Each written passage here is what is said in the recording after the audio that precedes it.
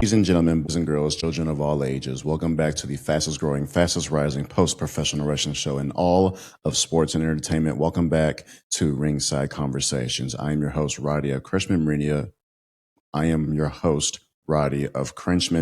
And we are fresh off Monday Night Raw, the Raw post-elimination chamber. If you have not seen our Elimination Chamber recap video, please back out of this episode to go watch that and then come back to this because we have a lot to talk about. So first and foremost, I want to start off by the opening of the show. Insane. The opening segment of Monday Night Raw tonight and the closing segment of Monday Night Raw tonight, like that is epiphany of WrestleMania season hype. Okay.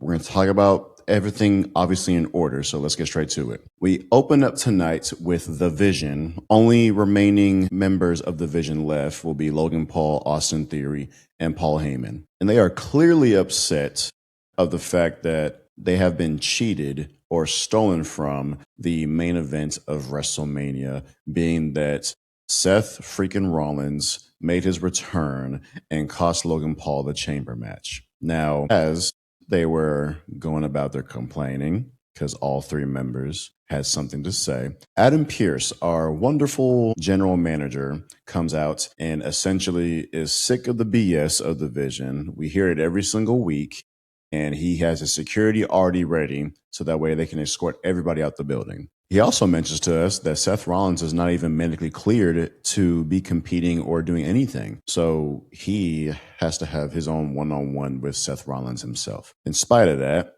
we got to see, if I remember correctly at the top of my head, or two masked men essentially come into the ring or by the ring and essentially cause distractions so that way Austin Theory can be out of the ring and Logan Paul can be out of the ring, and of course, Adam Pearce and security. And all that stands there is Paul Heyman, in which we see one more masked man appears right behind him with a chair in his hand, and that masked man was Seth freaking Rollins, who did not hold back at all on giving an old wise man like Mr. Heyman a clean chair shot to his spine, in which Seth Rollins starts crashing out, right? The pop was insane too. And following through with that, Seth Rollins taps into his inner psycho and curve stomps Paul Heyman, in which he ate that ring mat like a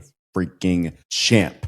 This was like the best Raw opener ever. I'm dramatic, of course, but it was just so good to see. We get to see the continuation of this, okay?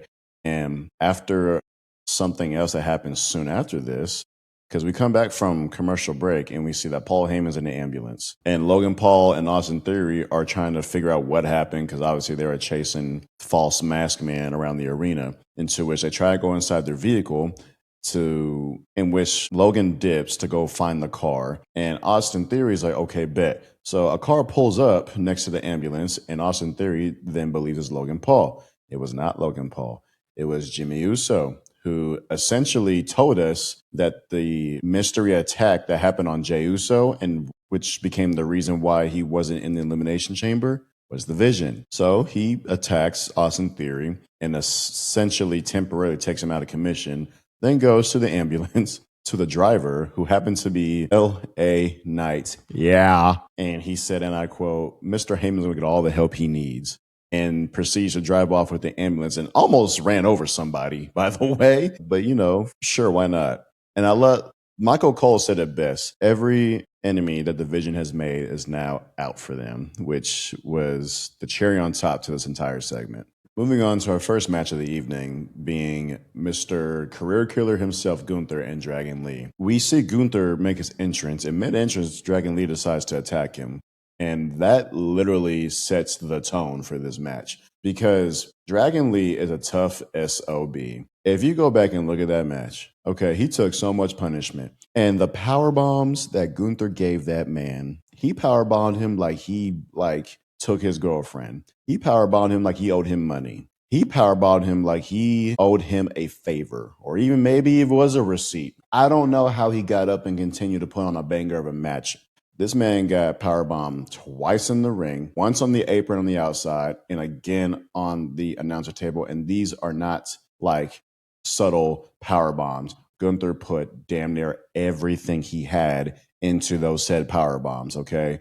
And the match was still phenomenal, okay? Like, no pun intended, considering he was in this anyway, because he kept attacking the man who retired his friend and last tag team partner, AJ Styles. Now, we can't have our cake and eat it too. Although the match was fire and Dragon Lee put up a fight, Gunther won in the most disrespectful, but honestly, like, best way possible. He was about to put him in a choke sleeper hold, and he literally rips off his mask super fast and puts him in a sleeper, in which Dragon Lee taps out, but Gunther still holds it in to where he passed out.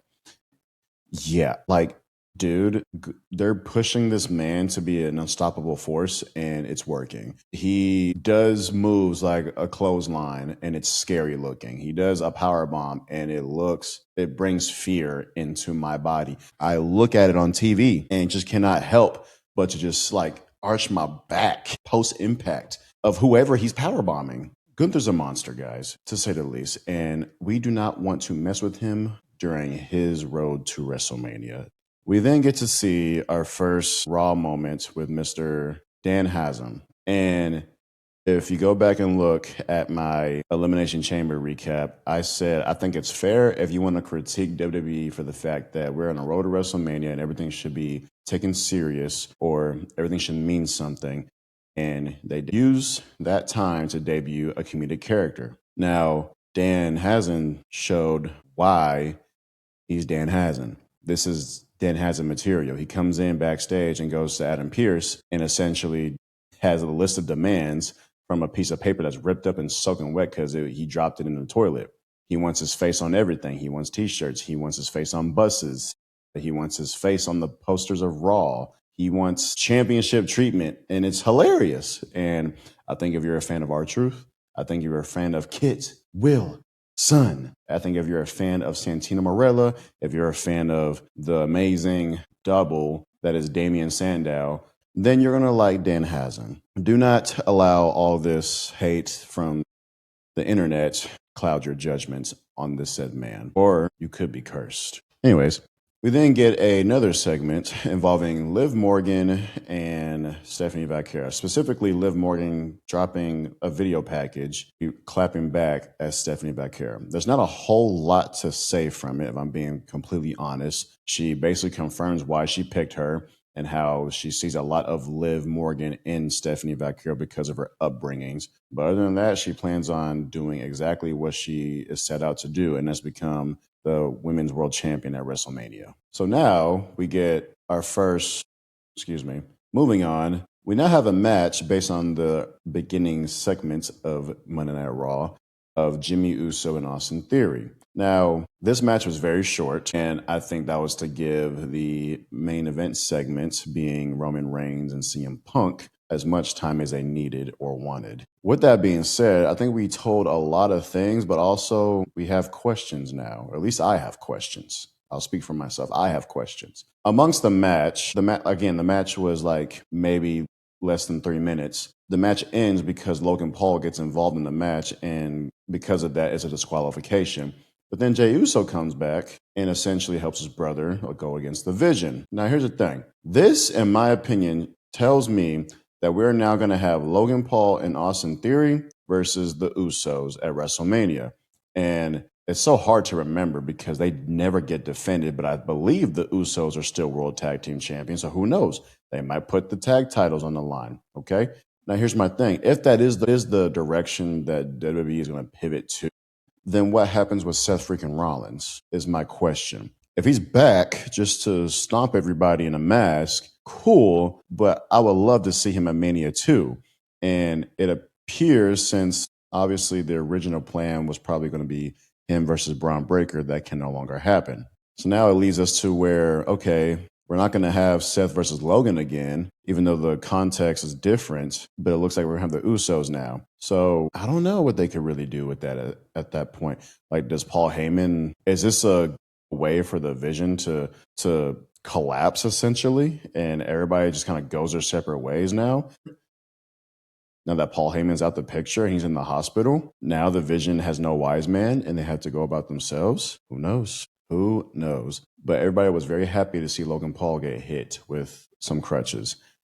And we are now going to move on to the match of the night for the evening, which is the King of the Luchadors, Dominik Mysterio versus Penta for the Intercontinental Championship. Now, the most important detail about this match is that Finn Balor and JD McDonough will be sitting down at ringside. Why is that so important? Because Finn has been preaching about getting things done himself as of late, in spite of losing the World Heavyweight Championship match at Elimination Chamber. Penta versus Dominik Mysterio was fire, by the way. Match of the night. There was points in time in the match where the Judgment Day, specifically JD, wanted to be involved. But Finn grabs him and just basically is like, no, Dominik can do it himself.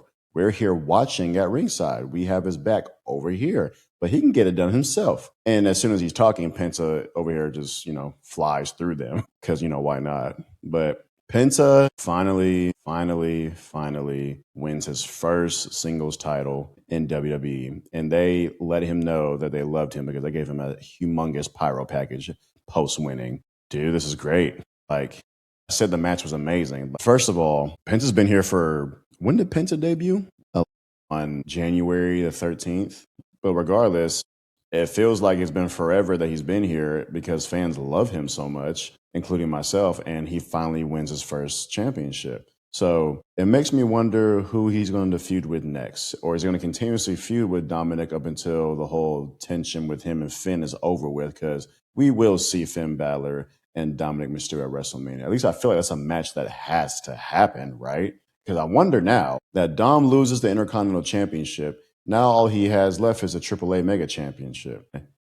Will he lose that too because of the lack of help from Finn Balor in the Judgment Day while Finn is trying to dictate the intentions of being out there and helping him or having his back? Who knows? Maybe he loses all his championships and then Finn versus Dominik happens. I'm excited for it regardless of the outcome. Okay, guys, now for the most exciting segment of the evening. I want everybody, if you are standing up, if you are sitting down because you are listening to this at home, if you are sitting in a chair because you're eating lunch, breakfast, or dinner, if you are anywhere besides driving, I want everybody to stand at attention and acknowledge your tribal chief. Roman Reigns returns, and before the man can even get a word out of him, CM Punk interrupts him. These two have such chemistry, and it's probably not positive chemistry because they both cut each other's throats verbally with the promo battle they had tonight.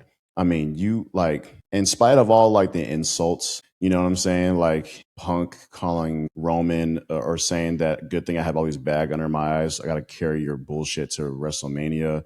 Or with Roman Reigns calling him a punk ass bitch. In spite of all that, these two, you can vehemently tell that there's tension. And I love the fact that we can just see it because it seems genuine, and either it's genuine or they're just amazing actors. I don't care regardless of the outcome.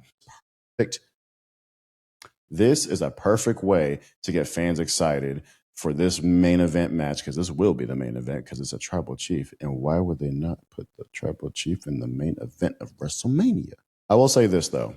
There's a lot of opinions about Roman Reigns' part-time schedule. And maybe I'll make a video on this. Maybe I won't. I have no idea yet. However, in spite of Roman Reigns being a part-timer, in spite if Roman Reigns wins a championship at WrestleMania and stays a part-timer, I think we as fans focus too much on one thing instead of enjoying what we have while we have it. I do not care if Roman Reigns has a part-time schedule. When he is on TV, it is money. Every single time, he does not disappoint. That is why he is my tribal chief and he is my GOAT. When he had a full-time schedule, was it amazing? Absolutely. The tribal chief was money. And those 4 years of wrestling, we would never have ever again. In spite of all that, we get to have him versus CM Punk for the championship and potentially get to see him reign for however long. I would highly think that we're not going to have some record-breaking reign with him like 1,316. In spite of that, I said in spite so many times. Regardless of that, I like to think of the fact that we have him here right now and we get to see him on his own. I mean, besides the tribal chief when it first took off in 2020 with Paul Heyman, this is the first time we get to see like Roman Reigns by himself getting it done. Or maybe not getting it done. Maybe CM Punk beats him. Who knows? But in spite of that, dude, if I say in spite one more time, whatever. Again, it's WrestleMania season. So we have 7 more weeks, and I hope that these two can get on the mic a lot more times because that was awesome. That pretty much concludes Raw. There wasn't a whole lot of matches, but there was a lot happening. And obviously, match of the night goes to Penta and Dominik. You could argue segment of the night, but I don't think it's an argument. Roman Reigns and CM Punk verbally going at it one back and forth is money. I did not do that good of a job tonight. But if you guys enjoyed this episode of Raw Recap, please like, share, and subscribe. If I were to leave you guys with a question, who do you have winning out of CM Punk and Roman Reigns? Who do you have winning, and who do you think should win and why? If you guys are fans of sports, whether it be professionally or even collegiate, football, basketball, maybe even combat sports like boxing, and professional wrestling like here over at Ringside Conversations, please check out Crinchman Media on all social platforms. Thank you guys so much. I love y'all. Have a good night, and we'll see y'all next time.